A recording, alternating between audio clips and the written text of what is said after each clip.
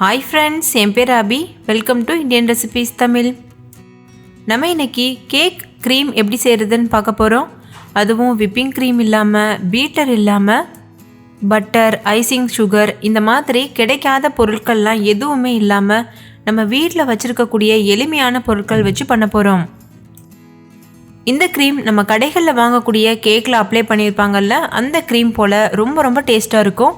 பார்க்குறதுக்கும் ரொம்ப பெர்ஃபெக்டான ஃபினிஷோடு இருக்கும். நீங்களே பாருங்கள் எவ்வளோ பெர்ஃபெக்டாக இருக்குது. நம்ம வீட்டில் பீட்டர் இல்லாமல் பண்ணோன்னு சொன்னால் யாருமே நம்ப மாட்டாங்க, அவ்வளோத்துக்கும் சூப்பராக இருக்கும். ஸோ வாங்க ஃப்ரெண்ட்ஸ், வீடியோக்குள்ளே போய் இந்த ரெசிபி எப்படி செய்கிறதுன்னு பார்க்கலாம். இந்த ரெசிபியை வரக்கூடிய நியூ இயருக்கு நீங்கள் செய்யக்கூடிய கேக் மேலே அப்ளை பண்ணி என்ஜாய் பண்ணுங்கள். ஃபஸ்ட்டு இந்த ரெசிபி பண்ணுறதுக்கு ஒரு கடாய் எடுத்துக்கோங்க. அதில் 1/2 கப் அளவு பால் சேர்த்துக்கோங்க. இது 100 ml அளவு பால் இருக்கும். இது காய்ச்சாத கெட்டியான பால். இது கூடவே 1/2 கப் அளவு சர்க்கரையை மிக்சியில் போட்டு பொடி பண்ணிவிட்டு சேர்த்துக்கோங்க. இது 100 கிராம் அளவு சர்க்கரை இருக்கும்.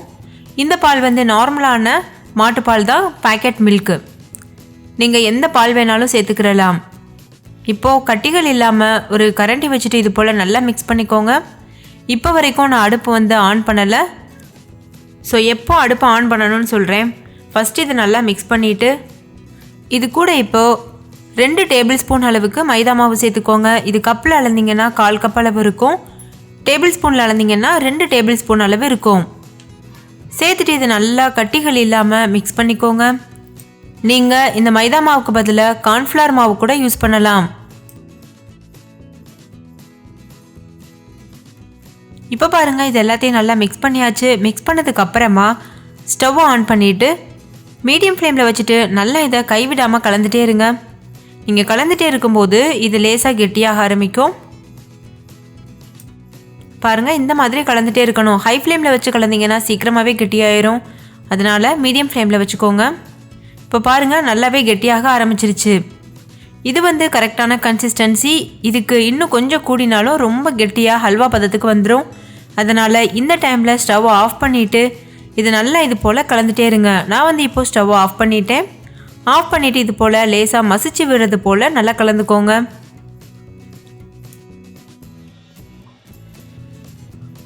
இப்போ நம்ம செஞ்சு வச்சுருக்கிற மிக்சரை ஒரு பாத்திரத்தில் சேர்த்துக்கோங்க. ஏர்டைட்டான கண்டெய்னரில் சேர்த்துக்கோங்க. சேர்த்துட்டு இது ஓரளவு ஆறுனதுக்கப்புறமா மூடி போட்டு மூடிட்டு இதை நல்லா ஆற வச்சுருங்க. கண்டிப்பாக ஏர்டைட்டாக மூடிக்கோங்க. அப்போ தான் அது மேலே ஏதாவது லேயர் ஃபார்ம் ஆகாமல் இருக்கும். அப்படி லேயர் ஃபார்ம் ஆனிச்சுன்னா நம்மளுக்கு க்ரீம் ஒழுங்காக பொங்கி வராது. அது நல்லா ஆறுனதுக்கப்புறமா அடுத்த ப்ராசஸ் நம்ம ஆரம்பிக்கணும். அதுக்கு ஒரு மிக்சிங் பவுலில் 1/2 கப் அளவு நெய் சேர்த்துக்கோங்க. பாருங்கள், நெய்யை நான் ஒரு பாத்திரத்தில் ஊற்றிட்டு ஃப்ரீசரில் வச்சு இது நல்லா கெட்டியாகிற வரைக்கும் வச்சுருந்தேன். இப்போ இந்த நெய் நல்லாவே கெட்டியாக இருக்குது பாருங்கள். இது இந்தளவுக்கு கண்டிப்பாக கெட்டியாக இருக்கணும். அப்போ தான் விப்பிங் க்ரீம் நல்லா செய்ய முடியும். இப்போ இதை ஒரு ஸ்பூன் வச்சு இது போல் லேசாக எடுத்து விட்டு அந்த பாத்திரத்தில் சேர்த்துக்கோங்க. இந்த நெய் 100 ml அளவு நெய் இருக்கும். இதை நான் 1 மணி நேரம் ஃப்ரிட்ஜில் வச்சுருந்தேன். இப்போ இதை ஒரு ஸ்பூன் வச்சு நல்லா இது போல் மசிச்சு விட்டுக்கோங்க. கொஞ்சம் கஷ்டமாக இருக்கும், ஆனால் ஈஸியாக மசிச்சிடலாம். ஃபஸ்ட்டு இது போல் நல்லா உதிர்த்துட்டு அதுக்கப்புறம் நல்லா இது போல் மசிச்சுக்கோங்க. நல்லா நீங்கள் கைவிடாமல் மசிச்சிட்டு இருக்கும்போது இது நல்லா சாஃப்ட் ஆயிரும். பாருங்கள், இந்தளவுக்கு இது நல்லாவே சாஃப்ட் ஆயிரும். இது இப்போது லேசான ஒரு எல்லோ கலரில் இருக்குல்ல, இது போல் நீங்கள் கலந்துகிட்டே இருக்கும்போது இது ஒயிட் கலரில் மாற ஆரம்பிக்கும். இதோடைய அளவும் லேசாக அதிகரிக்க ஆரம்பிக்கும். உங்கள்கிட்ட விஸ்க் இருந்ததுன்னா நீங்கள் அதை யூஸ் பண்ணிக்கிறலாம். அப்படி இல்லைனா எலக்ட்ரிக் பீட்டர் கூட யூஸ் பண்ணிக்கலாம். ஆனால் நம்ம இன்றைக்கி ஸ்பூன் வச்சு பண்ண போகிறோம்.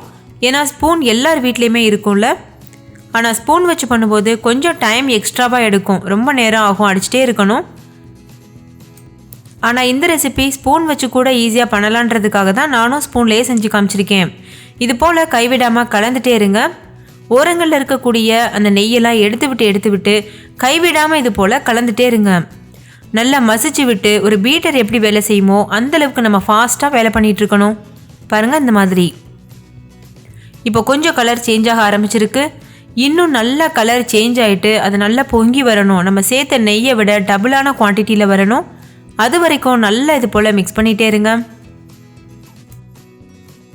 உங்களுக்கு யாராவது ஹெல்ப்புக்கு இருந்தாங்கன்னா 2 பேர் மாற்றி மாற்றி கூட இதை மிக்ஸ் பண்ணலாம். அப்படி மிக்ஸ் பண்ணும்போது இன்னும் கொஞ்சம் சீக்கிரமாக வேலை முடிகிற மாதிரி இருக்கும், நம்மளுக்கு கை வலிக்காமையும் இருக்கும். இப்போ பாருங்கள், இன்னுமே இது நல்லா சாஃப்ட் ஆயிடுச்சு. நம்ம இது போல் கலந்துகிட்டே இருக்கும்போது அது உள்ள நல்ல ஏர்லாம் ஃபார்ம் ஆகிட்டு அது நல்லா பொங்கி வரும். அதுக்காக தான் இது போல் நம்ம ஸ்பீடாக கலந்துகிட்டே இருக்கோம். நிறைய ஃப்ரெண்ட்ஸ் விப்பிங் க்ரீம் இல்லாமல், பட்டர் இல்லாமல், பீட்டர் இல்லாமல் கேக் க்ரீம் செஞ்சு காமிக்க சொல்லி நிறைய நாள் கேட்டுகிட்டே இருந்தீங்க. ஸோ உங்களுக்காகவே இந்த ஸ்பெஷலான வீடியோ. ஸோ இந்த நியூ இயருக்கு கண்டிப்பாக இந்த ரெசிபியை ட்ரை பண்ணி என்ஜாய் பண்ணுங்கள். கூடவே இந்த வீடியோவுக்கு கீழே இருக்க டிஸ்கிரிப்ஷன் பாக்ஸில் நிறைய வெரைட்டியான கேக் ரெசிபியுடைய லிங்க்கும் கொடுத்துருக்கேன், அதையும் பார்த்து என்ஜாய் பண்ணுங்கள். இப்போ பாருங்கள், இந்த க்ரீம் நல்லா ஸ்டிஃப் ஆயிடுச்சு, ஃப்ளஃபி ஆயிடுச்சு. இந்த டைமில் நம்ம ஏற்கனவே ஆற வச்சு வச்சுருக்கோம்ல மைதா மாவு மிக்சர், அதை இது கூட சேர்க்கணும். ஒட்டுமொத்தமாக ஒரே நேரத்தில் சேர்த்துடக்கூடாது, கொஞ்சம் கொஞ்சமாக, அதாவது 1 ஸ்பூன் 2 ஸ்பூன் அந்த மாதிரி சேர்த்து இடையில சேர்த்து இது போல் மிக்ஸ் பண்ணிகிட்டே இருங்க. இந்த மாதிரி கொஞ்சம் கொஞ்சமாக சேர்த்து நல்லா கைவிடாமல் கலந்துகிட்டே இருக்கும்போது க்ரீம் நல்லா ஸ்டிஃபாக கிடைக்கும். பாருங்கள், இது போல் மிக்ஸ் பண்ணிகிட்ருக்கணும். கொஞ்சம் டைம் எடுக்கும். உங்கள்கிட்ட விஸ்க் இல்லைனா பீட்டர் இருந்ததுன்னா அதை யூஸ் பண்ணி பண்ணுங்கள் கண்டிப்பாக. ஒருவேளை உங்கள்கிட்ட இது ரெண்டுமே இல்லை, ஸ்பூன் தான் இருக்குன்னா இது போலையும் செய்யலாம், ஈஸி தான், ஆனால் கொஞ்சம் நேரம் ஆகும். இப்போது 1 ஸ்பூன் போட்டு நம்ம நல்லா கலக்கியாச்சு. அடுத்து ஒரு 2 ஸ்பூன் சேர்த்துக்கிறலாம். சேர்த்துட்டு இதையும் நல்லா இது போல் மிக்ஸ் பண்ணிக்கோங்க. கைவிடாமல் இது போல் நல்லா கலந்துகிட்டே இருங்க. ஒரு 10 நிமிஷத்துக்கு கைவிடாமல் கலந்துகிட்டே இருங்க. நீங்கள் விஸ்க் வச்சு பண்ணுறீங்கன்னா ஒரு 4 நிமிஷத்துக்கு நல்லா கலந்துக்கோங்க. ஒருவேளை நீங்கள் பீட்டர் வச்சு பண்ணுறீங்கன்னா 2 நிமிஷத்துக்கு ஹை ஸ்பீடில் வச்சு அடித்தா போதும். ஆனால் வேகம் ரொம்ப முக்கியம். நம்ம ஸ்பூனில் பண்ணும்போது நம்ம கையோட வேகம் ரொம்ப ஸ்பீடாக சுற்றணும். அப்போ தான் அது நல்லா ஸ்டிஃபான ஒரு ஸ்டிஃப் பீக் பதத்துக்கு வரும். நீங்கள் கலந்துகிட்டே இருக்கும்போதே நம்மளுக்கே உணர்வு வரும் இது நல்லா கெட்டியாயிருச்சுன்னு சொல்லி. பாருங்கள், ஸ்பூனில் அள்ளி இப்படி கவுத்துனீங்கன்னா அந்த க்ரீம் விழுகாமல் இருக்கும். அப்போ அது பெர்ஃபெக்டான கன்சிஸ்டன்சியில் இருக்குதுன்னு அர்த்தம். ஸோ இந்த டைமில் பீட் பண்ணுறதை நிறுத்திட்டு நீங்கள் இதை கேக்குக்கு டெக்கரேஷன் பண்ணுறதுக்கு யூஸ் பண்ணிக்கலாம். நான் வெனிலா கேக்குக்காக இது பண்ணுறேன். ஸோ வெனிலா எசன்ஸ் கொஞ்சம் போல் சேர்த்துருக்கேன். சேர்த்துட்டு ஒரு தடவை மிக்ஸ் பண்ணால் போதும். ரொம்ப நேரம் இதை பீட் பண்ணிகிட்டே இருக்கணும்னு அவசியம் கிடையாது. லேசாக இது போல் மிக்ஸ் பண்ணி விடுங்க போதும். உங்களுக்கு விருப்பமான ஃப்ளேவர் நீங்கள் சேர்த்துக்கிறலாம். இதுக்கப்புறம் நீங்கள் பண்ண வேண்டியது, எப்போ கேக்கில் க்ரீம் அப்ளை பண்ண போகிறீங்களோ அது வரைக்கும் இதை ஃப்ரிட்ஜில் வச்சுருங்க. ஃப்ரீசரில் இல்லை, ஃப்ரிட்ஜில் வச்சுருங்க. கேக்கில் க்ரீம் அப்ளை பண்ணுற டைமில் மட்டும் ஃப்ரிட்ஜிலேருந்து வெளியில் எடுத்து அப்ளை பண்ணுங்கள். ஸோ ஃப்ரெண்ட்ஸ், நம்மளோட ஈஸியான கேக் க்ரீம் சூப்பராக தயாராகிருச்சு. இப்போ இந்த க்ரீமில் நான் சில டிசைன்ஸ் உங்களுக்கு செஞ்சு காமிக்கிறேன், எவ்வளோ பெர்ஃபெக்டாக இருக்குன்றதுக்காக. அதுக்கு நான் இன்றைக்கி ஸ்டார் நாசல் எடுத்திருக்கேன். ஒரு பைப்பிங் பேக்கில் போட்டு வச்சுருக்கேன். அந்த பேக்கை இது போல் ஒரு கிளாஸில் வச்சுக்கோங்க. வச்சுட்டு நம்ம ஏற்கனவே செஞ்சு வச்சுருக்க க்ரீமை உள்ளே வச்சுருங்க. பாருங்கள், இது போல் வச்சுட்டு அதுக்கப்புறமா நம்ம டிசைன்ஸ் போட வேண்டியதான். நீங்கள் நார்மலாக நான் நிறைய கேக்கில் உங்களுக்கு சொல்லி கொடுத்துருப்பேன் எப்படி கேக் டெக்கரேட் பண்ணுறதுன்னு. ஸோ அது பார்த்துட்டு நீங்கள் வீட்டிலையே நார்மலான ஒரு ஸ்பஞ்ச் கேக் செஞ்சுட்டு இந்த மாதிரி க்ரீம் செஞ்சு அது மேலே அப்ளை பண்ணி நீங்கள் கேக் கட் பண்ணலாம். எவ்வளோ பெர்ஃபெக்டாக வந்திருக்கு நீங்களே பாருங்கள். அந்த டிசைன்லாம் நல்லா தெளிவாக தெரியுது. நம்ம நார்மலாக விப்பிங் க்ரீமில் செஞ்சோன்னா கூட இந்த அளவுக்கு பெர்ஃபெக்டாக வருமானு தெரியல.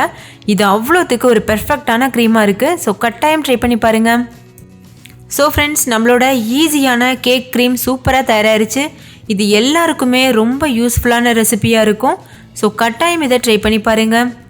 ட்ரை பண்ணிவிட்டு உங்கள் எக்ஸ்பீரியன்ஸ் எப்படி இருந்ததுன்னு கமெண்ட்லேயும் கூட ஷேர் பண்ண மறந்துடாதீங்க. இந்த வீடியோ எல்லாருக்கும் ரொம்ப பிடிச்சிருக்குன்னு நம்புகிறேன். பிடிச்சிருந்தால் லைக் பண்ணுங்கள், உங்கள் ஃப்ரெண்ட்ஸ் கூட நிறைய ஷேர் பண்ணுங்கள். ஸோ அவங்களும் பார்த்து பயன்பெறட்டும். இன்னொரு சூப்பரான ரெசிபியோடு நான் உங்களை சந்திக்கிறேன். அதுக்கு முன்னாடி நம்ம சேனல் இந்தியன் ரெசிபீஸ் தமிழை சப்ஸ்கிரைப் செய்யாத நண்பர்கள் சப்ஸ்கிரைப் செய்துக்கோங்க. தேங்க்யூ, பாய்.